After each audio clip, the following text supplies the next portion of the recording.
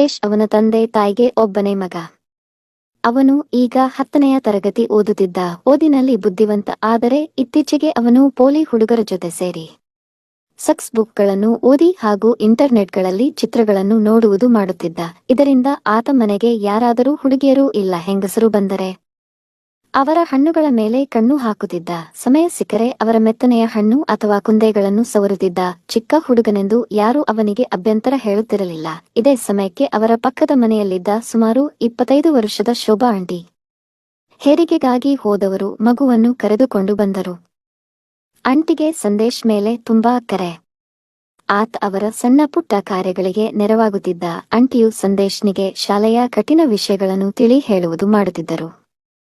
ಹೀಗಾಗಿ ಸಂದೇಶ್ ಹೆಚ್ಚಾಗಿ ಅವರ ಮನೆಯಲ್ಲಿ ಇರುತ್ತಿದ್ದ.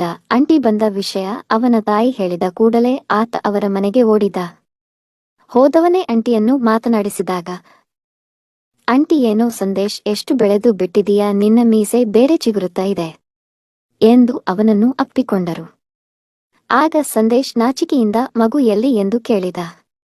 ಆಗ ಅವರು ಈಗ ಮಲಗಿದೆ ಎಂದು ಅವನ ಶಾಲೆಯ ಪಠ್ಯದ ಬಗ್ಗೆ ಕೇಳಿದರು. ನಂತರ ಅದು ಇದು ಕೇಳುತ್ತಾ ಇರುವಾಗ ಪಾಪು ಎದ್ದು ಅಳಲು ಆರಂಭಿಸಿತು. ಆಗ ಇಬ್ಬರು ಒಳ ಹೋಗಿ ಆಂಟಿ ಮಗುವನ್ನು ತೆಗೆದುಕೊಂಡು ಸಂದೇಶ್ನಿಗೆ ತೋರಿಸಿದರು. ಆಗ ಮಗು ಜೋರಾಗಿ ಅಳತೊಡಗಿತು.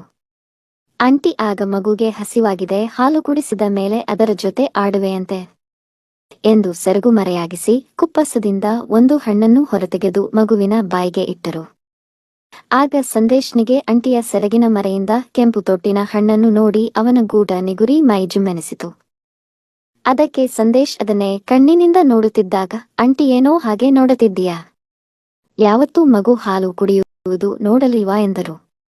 ಸಂದೇಶ್ ಅದಕ್ಕೆ ನಾಚಿಕೆಯಿಂದ ಇಲ್ಲ ಆಂಟಿ ಎಂದು ಹೇಳಿದಾಗ, ಆಂಟಿ ಈಗ ನೀನು ಪೋಲಿಯಾಗ್ತಾ ಇದ್ದೀಯಾ ಎಂದು ಇನ್ನೊಂದು ಹಣ್ಣನ್ನು ತೆಗೆದು ಮಗುವಿನ ಬಾಯಿಗಿಟ್ಟರು. ಆಗ ಆಂಟಿಯ ಹಣ್ಣನ್ನು ನೋಡಿ ಸಂದೇಶ್ನಿಗೆ ಇನ್ನಷ್ಟು ನಿಗುರಿತು. ನಂತರ ಮಗುವಿನ ಜೊತೆ ಆಟವಾಡುತ್ತಿದ್ದಾಗ ಅಂಕಲ್ ಆಫೀಸಿನಿಂದ ಬಂದು ತನಗೆ ಅರ್ಜೆಂಟ್ ಕೆಲಸದ ಮೇಲೆ ಹೆಡ್ ಆಫೀಸಿಗೆ ಹೋಗಬೇಕಾಗಿದೆ ಎಂದು ಸಂದೇಶ್ನಿಗೆ ರಾತ್ರಿ ಆಂಟಿಯ ಜೊತೆ ಮಲಗಿಕೋ ಎಂದು ಹೇಳಿದರು. ಸರಿ ಎಂದು ಸಂದೇಶ್ ತಾನು ಮನೆಯಲ್ಲಿ ಹೇಳಿ ಬರುತ್ತೇನೆಂದು ಹೊರಟ. ಅಂಕಲ್ ಊಟ ಮಾಡಿ ಊರಿಗೆ ಹೋಗುವಾಗ ಸಂದೇಶ್ನ ಮನೆಗೆ ಬಂದು ಅವನ ತಂದೆಗೆ ಅವನನ್ನು ತಮ್ಮ ಮನೆಗೆ ಕಳುಹಿಸಲು ಕೇಳಿದರು. ತಂದೆ ಒಪ್ಪಿ ಸಂದೇಶ್ನನ್ನು ಶೋಭಾ ಆಂಟಿಯ ಮನೆಗೆ ಕಳುಹಿಸಿದರು. ಸಂದೇಶ್ ಆಂಟಿ ಮನೆಗೆ ಬಂದಾಗ ಅವರು ಮಗುವನ್ನು ಮಲಗಿಸಿದ್ದರು. ನಂತರ ಆಂಟಿ ಸಂದೇಶ್ನಿಗೆ ತಮ್ಮ ಹಾಸಿಗೆಯಲ್ಲಿ ಮಲಗಿಕೊಳ್ಳಲು ಹೇಳಿದರು. ಆಂಟಿಗೆ ಗಾಢ ನಿದ್ರೆ ಬಂದ ಮೇಲೆ ಸಂದೇಶ್ ಆಂಟಿಯ ಹಣ್ಣನ್ನು ಸವರತೊಡಗಿದ. ಆದರೂ ಆಂಟಿಗೆ ಎಚ್ಚರವಾಗದಿದ್ದು ನೋಡಿ ಅವರಿಗೆ ಗಾಢ ನಿದ್ರೆ ಬಂದಿದೆ ಎಂದು ತಿಳಿದು ನಿಧಾನ್ ಅವರ ಹತ್ತಿರ ಮಲಗಿಕೊಂಡು ಅವರ ಬೆಚ್ಚನೆಯ ಹಣ್ಣುಗಳನ್ನು ಮುಟ್ಟುತ್ತಾ ಸವರುತ್ತಾ ಇದ್ದಾಗ ಅವನ ಗೂಟ ನಿಗುರಿತು. ಆಗ ಅದರ ಕಾಟ ತಡೆಯಲಾರದೆ ಗೂಟವನ್ನು ಚಡ್ಡಿಯಿಂದ ಹೊರತೆಗೆದು ಆಂಟಿಯ ಸೀರೆಯ ಮೇಲಿಂದಲೇ ಅವರ ತೂತಿಗೆ ಒತ್ತಿ ಹಿಡಿದ. ಬೆಳಗ್ಗೆ ಆಂಟಿ ಎದ್ದಾಗ ಸಂದೇಶ್ನ ಕೈ ತನ್ನ ಹಣ್ಣಿನ ಮೇಲೆ ಮತ್ತು ಗೂಟ ತನ್ನ ತೂತಿನ ಹತ್ತಿರ ನೋಡಿ ಪರವಾಗಿಲ್ಲ, ಇವನು ಚಿಕ್ಕವನಾದರೂ ಇವನ ಗೂಟ ತನ್ನ ಗಂಡನಿಗಿಂತ ದೊಡ್ಡದು ಹಾಗೂ ಗಡುಸಾಗಿದೆ, ಇವನಿಂದ ಮಾಡಿಸಿಕೊಂಡರೆ ಮಜಾ ಗ್ಯಾರಂಟಿ ಎಂದುಕೊಂಡು ಆದರೂ ಅವನಿಗೆ ಸ್ವಲ್ಪ ಗಾಬರಿ ಪಡಿಸಿ ಅವನಿಂದ ಮಜಾ ಮಾಡಿಸಿಕೊಳ್ಳಬೇಕೆಂದು ಸಂದೇಶ್ನಿಗೆ ಏನೋ ಇದು ನಿನ್ನ ಅಂಟಿನ ಮಾಡ್ತೀಯಾ, ನಿನ್ನ ಅಮ್ಮನಿಗೆ ಹೇಳ್ತೀನಿ ಎಂದಾಗ ಅವನು ಗಾಬರಿಯಿಂದ ಬೇಡ ಬೇಡ ನಂದು ತಪ್ಪಾಯಿತು, ಇನ್ನು ಮೇಲೆ ಮಾಡೋಲ್ಲ ಎಂದು ತಲೆ ಕೆಳ ಹಾಕಿದ. ಆಂಟಿ ಒಳಗೊಳಗೆ ನಗುತ್ತಾ ಸರಿ ಈಗ ಶಾಲೆಗೆ ಹೋಗಿ ಸಾಯಂಕಾಲ ಬಾ ಎಂದು ಅವನನ್ನು ಕಳುಹಿಸಿದರು. ಸಾಯಂಕಾಲ ಸಂದೇಶ್ ಸ್ಕೂಲಿಂದ ಮನೆಗೆ ಬಂದಾಗ ಆಂಟಿ ಅವನ ಮನೆಯಲ್ಲಿ ಇದ್ದು ಅವನ ತಾಯಿಯ ಜೊತೆ ಮಾತನಾಡುತ್ತಿದ್ದರು. ಆಗ ಅವನಿಗೆ ಗಾಬರಿಯಾಗಿ ಆಂಟಿಯಲ್ಲಿ ರಾತ್ರಿಯ ಘಟನೆ ಅಮ್ಮನಿಗೆ ಹೇಳಿದರೋ ಎಂದು ಗಾಬರಿಯಿಂದ ನೋಡುತ್ತಿದ್ದರೆ ಆಂಟಿ ನಗುತ್ತಾ ಅವನನ್ನು ನೋಡಿ ಬಾರೋ ಮನೆಗೆ ಮಗು ಜೊತೆ ಆಡುವಿಯಂತೆ ಎಂದಾಗ ಆಂಟಿ ಬೈಯಬಹುದೆಂದು ತಾನು ತಿಂಡಿ ಹಾಲು ಮುಗಿಸಿ ನಂತರ ಬರುತ್ತೇನೆ ಎಂದ. ಆಂಟಿ ಪರವಾಗಿಲ್ಲ, ಹಾಲು ತಿಂಡಿ ನಮ್ಮ ಮನೆಯಲ್ಲಿ ಕೊಡುತ್ತೇನೆ ಬಾರೋ ಎಂದು ಕರೆದುಕೊಂಡು ಬಂದರು. ಒಳಗೆ ಬಂದವರೇ ಬಾಗಿಲ ಬೋಲ್ಟ್ ಹಾಕಿ ಬಂದು ಸಂದೇಶ್ನ ಎದುರು ಕುಳಿತು ಸೆರಗನ್ನು ಮರೆ ಮಾಡದೆ ಕುಪ್ಪಸದಿಂದ ಹಣ್ಣನ್ನು ತೆಗೆದು ಮಗುವಿಗೆ ಹಾಲು ಕುಡಿಸಲಾರಂಭಿಸಿದರು. ಹೀಗೆ ಸಂದೇಶ್ನಿಗೆ ತಮ್ಮ 2 ಹಣ್ಣುಗಳನ್ನು ತೋರಿಸಿ ಅವನನ್ನು ಬೆರಗಾಗಿಸಿ ತಾವು ಒಳಗೊಳಗೆ ನಗುತ್ತಿದ್ದರು. ಸಂದೇಶ್ ಆಂಟಿಯ ಕೆಂಪಾದ ದೊಡ್ಡ ಹಣ್ಣುಗಳನ್ನು ನೋಡುತ್ತಾ ತನ್ನ ಗೂಟವನ್ನು ಹಿಸುಕುತ್ತಿದ್ದ. ನಂತರ ಆಂಟಿ ಅದನ್ನು ನೋಡಿದ್ರು. ಏನು ಹೇಳದೆ ನಿಧಾನವಾಗಿ ತಮ್ಮ ಹಣ್ಣುಗಳನ್ನು ಕುಪ್ಪಾಸದೊಳಗೆ ಹಾಕಿಕೊಂಡು ಸಂದೇಶ್ನಿಗೆ ಮಗುವನ್ನು ಕೊಟ್ಟು ಮಗುನ ಅಡಿಸುತ್ತಾ ಇರು. ನಾನು ಅಡುಗೆಗೆ ರೆಡಿ ಮಾಡುತ್ತೇನೆ ಎಂದು ಹೋದರು. ಸುಮಾರು ಹೊತ್ತು ಸಂದೇಶ್ ಅಡಿಸಿದ ಮೇಲೆ ಮಗು ಪುನಃ ಅಳತೊಡಗಿತು. ಆಗ ಸಂದೇಶ್ ಅದನ್ನು ಅಡಿಗೆ ಮನೆಗೆ ಕೆರೆದುಕೊಂಡು ಹೋದ. ಆಗ ಶೋಭಾ ಆಂಟಿ ಚಪಾತಿಗಾಗಿ ಹಿಟ್ಟು ಕಲಿಸುತ್ತಿದ್ದರು. ಅವರ ಕೈಯೆಲ್ಲ ಹಿಟ್ಟುಮಯವಾಗಿತ್ತು. ಆಗ ಆಂಟಿ ಲೋ ಸಂದೇಶ್, ನನ್ನ ಕೈಯೆಲ್ಲ ಹಿಟ್ಟಾಗಿದೆ. ನೀನೇ ಬ್ಲೌಸ್ ಬಿಚ್ಚಿ ಹಣ್ಣನ್ನು ಮಗುವಿನ ಬಾಯಿಗೆ ಕೊಡು ಪ್ಲೀಜ್ ಎಂದರು. ಆಗ ಸಂದೇಶ್ ಅವರ ಮುಂದೆ ಕುಕ್ಕರಗಾಲಲ್ಲಿ ಕುಳಿತು ಮಗುವನ್ನು ಅವರ ತೊಡೆಯ ಮೇಲೆ ಇಟ್ಟು ನಡುಗುವ ಕೈಯಿಂದ ಅವರ ಬ್ಲೌಸ್ ಬಿಚ್ಚುತ್ತಿದ್ದಾಗ, ಆಂಟಿ ಪರವಾಗಿಲ್ಲ ಕಣೋ ಶೋಭಾ, ಆಂಟಿಯ ಹಣ್ಣನ್ನು ನೀನು ಮುಟ್ಟಬಹುದು, ಆದರೆ ಯಾರಿಗೂ ಹೇಳಬೇಡ ಎಂದರು. ಆಗ ಬ್ಲೌಸ್ ಬಿಚ್ಚಿ ಅವರ ಒಂದು ಮೆತ್ತನೆಯ ಹಣ್ಣುಗಳನ್ನು ಹಿಡಿದು ಮಗುವಿನ ಬಾಯಿಗಿಟ್ಟ. ಆಗ ಆಂಟಿ ನಗುತ್ತಾ, ಇದಕ್ಕೂ ಮೊದಲು ಯಾರದಾದ್ರೂ ಹಣ್ಣನ್ನು ಹಿಡಿದುಕೊಂಡಿದ್ದೀಯಾ ಎಂದರು. ಸಂದೇಶ್ ಅದಕ್ಕೆ ಇಲ್ಲ ಆಂಟಿ, ಇದೇ ಮೊದಲು ನಾನು ನಿಮ್ಮ ಬರೀ ಹಣ್ಣುಗಳನ್ನು ಹಿಡಿದುಕೊಂಡಿದ್ದು ಎಂದ. ಆಂಟಿ ಹಣ್ಣು ಚೆನ್ನಾಗಿದೆಯಾ ಎಂದಾಗ ಸಂದೇಶ್ ಮೆಲುದನಿಯಲ್ಲಿ, ತುಂಬಾ ಮೆತ್ತಗಿದೆ ಮತ್ತು ಮೊದಲಿಗಿಂತ ದೊಡ್ಡದಾಗಿದೆ. ಆಗ ಆಂಟಿ, ನನ್ನ ಅಷ್ಟೊಂದು ಗಮನಿಸಿದ್ದೀಯಾ ಪುರಾ ಎಂದು ನಂತರ ಮಗುವಿಗೆ ಹಣ್ಣು ಬದಲಿಸಲು ಹೇಳಿದರು. ನಂತರ ಮಗುವಿನ ಹೊಟ್ಟೆ ತುಂಬಿದ ಮೇಲೆ ನಗುತ್ತಾ ಆಂಟಿಯ ಹಣ್ಣುಗಳನ್ನು ಚೆನ್ನಾಗಿ ಹಿಸುಕುತ್ತಾ ಕುಪ್ಪಸದೊಳಗೆ ತುರುಕಿ ಬಟನ್ ಹಾಕಿದ.